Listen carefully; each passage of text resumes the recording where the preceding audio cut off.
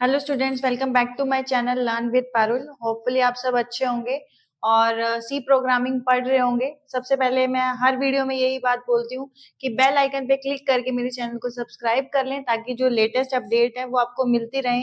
और हाँ, एक चीज और है, बच्चों को प्लेलिस्ट नहीं मिल रही है, ग्रुप नहीं मिल रहा है, तो बेटा ग्रुप का जो लिंक है वो डिस्क्रिप्शन में आपको मिल जाएगा। और इंडिविजुअल प्लेलिस्ट आप चेक करें क्योंकि 3 वीडियोस एक साथ डलती हैं डेली की, टाइम अलग अलग है उनका। बट आप प्लेलिस्ट में जाके ही अपनी वीडियो देखें। अगर आप सी पढ़ रहे हैं तो सी की वीडियो देखें, अगर आप डीबीएमएस पढ़ रहे हैं तो डीबीएमएस की वीडियो देखें। ठीक है, आज मैं आपको क्या करवाने वाली हूँ, लास्ट क्लास में मैंने प्रिंटफ स्कैनफ के बारे में आपको बता दिया था। आज मैं आपको इनपुट आउटपुट फंक्शंस हैं वो बताने वाली हूँ। 2 टाइप के इनपुट आउटपुट फंक्शंस होते हैं, अनफॉर्मेटेड और फॉर्मेटेड इनपुट आउटपुट फंक्शन। अब इंग्लिश वर्ड की बात करें हम, अनफॉर्मेटेड का क्या मतलब होता है? जो फॉर्मेट में नहीं है। ठीक है, जो फॉर्मेट में नहीं है। फॉर्मेट स्पेसिफायर्स के बारे में मैंने आपको लास्ट क्लास में बताया था कि इंटीजर के लिए हम परसेंटेज डी यूज करते हैं। ठीक है, फॉर्मेट स्पेसिफायर शायद होपफुली आपको याद होंगे, कंट्रोल स्ट्रिंग के अंदर मैंने करवाए थे। परसेंटेज एफ फ्लोट के लिए, परसेंटेज सी कैरेक्टर के लिए, परसेंटेज एस आपका स्ट्रिंग के लिए होता है। तो वो सारे आपके किस में यूज होंगे? फॉर्मेटेड इनपुट आउटपुट में यूज होंगे। मतलब वो एक तरह से फॉर्मेट है।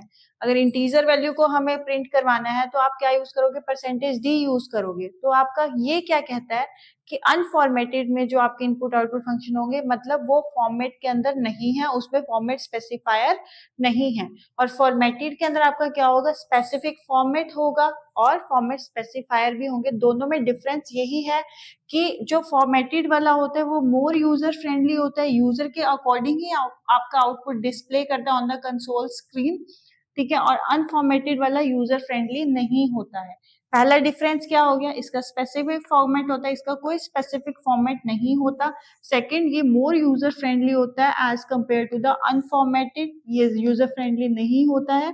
थर्ड थर्ड आपका डिफरेंस क्या होगा इसके अंदर? कि इसके अंदर फॉर्मेट स्पेसिफायर होते हैं। फॉर्मेटेड के अंदर फॉर्मेट स्पेसिफायर होते हैं।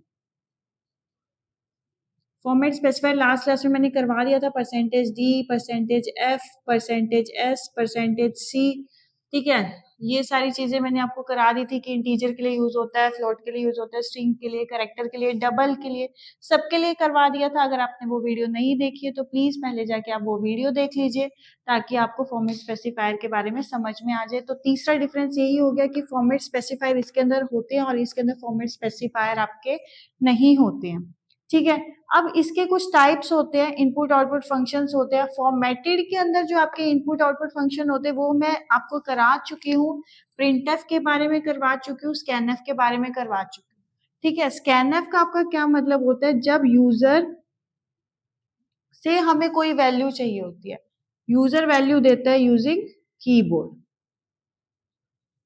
तो आपका क्या यूज होता है? स्कैनफ यूज होता है। अगर हम पहले ही वैल्यू को डिफाइन कर दें और हमें प्रिंट करवाना हो, मतलब आउटपुट देना हो, आउटपुट प्रिंट कराना हो, तो आप क्या यूज करते हो? प्रिंटफ। अब इसके अंदर 2 वर्ड्स और आप यहाँ देख रहे हो, आपका आ रहा है स्कैनफ और प्रिंटफ। एस स्कैनफ और एस प्रिंटफ। जो ये एस वर्ड है, यहाँ पे एस किस लिए यूज हुआ था? आपका स्ट्रिंग के लिए। तो यहाँ पे भी आपका क्या होता है? स्ट्रिंग और कैरेक्टर के लिए जो आप यूज करते हो यूजिंग इनपुट, अगर आपको कीबोर्ड से लेना है तो एस स्कैनफ, और अगर आउटपुट प्रिंट कराना है तो एस प्रिंट एफ। तो ये ऑलरेडी आपका फॉर्मेट इनपुट आउटपुट फंक्शंस हो चुके हैं। अब मैं आपको अनफॉर्मेटेड इनपुट आउटपुट फंक्शन के बारे में बताने वाली हूँ। एक तो इसमें फॉर्मेट नहीं होता, फॉर्मेट स्पेसिफायर नहीं होते और यूजर फ्रेंडली ये नहीं होते। अब इसके अंदर इनपुट फंक्शन आता है सबसे पहले गेट करेक्टर। गेट का मतलब क्या होता है? लेना, और करेक्टर मतलब अल्फाबेट। तो गेट करेक्टर के अंदर क्या होगा? अगर हमें कोई रीड करनी है, स्कैनफ में भी तो हम रीड करते थे ना यूजर से, अगर हमें कोई वैल्यू रीड करनी है यूजर से तो वो क्या करेगा? सिंगल वैल्यू, सिंगल करेक्टर को अगर रीड करना है तो कौन सा हम यूज करते हैं? Input function get character. ठीक है, ये मोस्टली कौन सी लाइब्रेरी के अंदर होते हैं? आपके conio.h के अंदर, conio.h हेडर फाइल के अंदर होते हैं, क्योंकि conio का मतलब क्या होता है? Input output header files. ठीक है, जब भी आपको गेट ch ये सब लिखने हैं अपने प्रोग्राम के अंदर तो आपको ऊपर ये वाली हेडर फाइल देनी पड़ेगी, #include conio.h। अगर आपको सिंगल कैरेक्टर यूज करना है, सिंगल कैरेक्टर रीड करना है, तो आप गेट कैरेक्टर यूज करोगे। बट ये क्या करता है, आउटपुट को कंसोल स्क्रीन पे प्रिंट नहीं करेगा। जब तक आप कीबोर्ड से एंटर नहीं करोगे ये कुछ भी नहीं करेगा। ठीक है, गेट ch आपका क्या करता है, गेट ch आपका क्या करेगा, कंसोल स्क्रीन पे प्रिंट करेगा। आप कंसोल स्क्रीन आपकी आउटपुट स्क्रीन होता है। इन डिटेल ये हम सारे पढ़ने वाले हैं विद एग्जांपल। अभी बस बेसिक समझ लीजिए, ये भी सिंगल कैरेक्टर को रीड करता है, ये भी सिंगल कैरेक्टर को रीड करता है। ये कंसोल स्क्रीन पे आउटपुट को प्रोड्यूस नहीं करता है, ये कंसोल स्क्रीन पे आपके आउटपुट को प्रोड्यूस करता है। फिर आपका गेट्स क्या होता है, मल्टीपल ग्रुप ऑफ कैरेक्टर्स को रीड करने के लिए आपका क्या यूज होता है, गेट्स। ठीक है, और गेट आपका क्या होता है, एक्चुअल आउटपुट को डिस्प्ले करने के लिए कंसोल स्क्रीन के ऊपर आपका गेट्स यूज होता है। ये सारे तो आपके किस लिए यूज होते हैं, यूजर से रीड करने के लिए। जब यूजर से कोई वैल्यू रीड करवानी हो आपको यूजिंग कीबोर्ड, ठीक है, जो भी आपको रीड कराने वाली वैल्यू है वो आपकी क्या कहलाएंगे, गेट के अंदर आएंगे। कीबोर्ड है यूजर से रीड कराने वाले। आप आउटपुट प्रिंट करवाने के लिए हम ये यूज करते हैं। दोनों में बस सिंगल ही डिफरेंस है, यहाँ पे आप रीड कर रहे थे, यहाँ पे आप आउटपुट डिस्प्ले कर रहे हो। यहाँ पे सिंगल कैरेक्टर डिस्प्ले होगा, ठीक है, यहाँ पे ग्रुप ऑफ कैरेक्टर आपके डिस्प्ले होंगे, यहाँ पे कंसोल स्क्रीन पे डिस्प्ले होगा, इसमें कंसोल स्क्रीन पे आपका डिस्प्ले नहीं होगा। समझ में आ गया आपको? मैं दोबारा रिपीट कर देती हूँ। फॉर्मेटेड के अंदर फॉर्मेट होगा, फॉर्मेटेड के अंदर फॉर्मेट होगा, फॉर्मेट स्पेसिफायर होगा, ये यूजर फ्रेंडली होंगे आपके, ठीक है। और अनफॉर्मेटेड के अंदर आपका क्या होगा, कोई स्पेसिफिक फॉर्मेट नहीं है इसके अंदर। आप इसमें क्या करते हो, करेक्टर डाटा टाइप यूज, हाँ एक लाइन इसके अंदर रह गई थी कि use only for character data type. ये सिर्फ करेक्टर डाटा टाइप के लिए यूज होता है और किसी भी अदर डाटा टाइप के लिए यूज नहीं होता, और आप इसे मल्टीपल डाटा टाइप्स के लिए यूज कर सकते हो। तो इसमें आपके 4 डिफरेंस हो गए, चारों डिफरेंस में रिपीट कर रही हूँ। इसके अंदर फॉर्मेट होगा, इसमें फॉर्मेट नहीं होगा, इसमें फॉर्मेट स्पेसिफायर होंगे, इसमें फॉर्मेट स्पेसिफायर नहीं होंगे।